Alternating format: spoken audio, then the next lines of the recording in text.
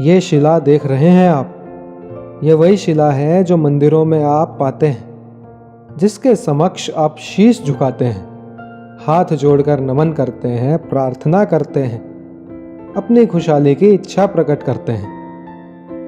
अब सोचिए, ये शिला बनता किससे है?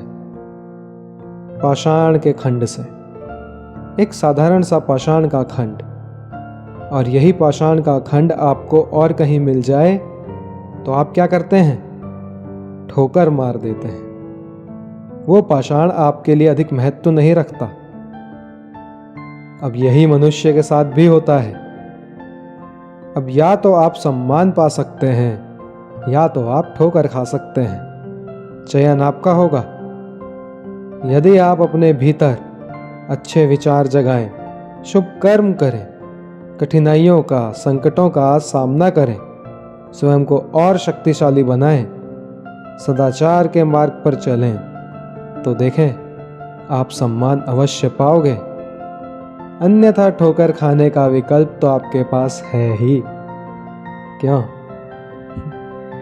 राधे राधे।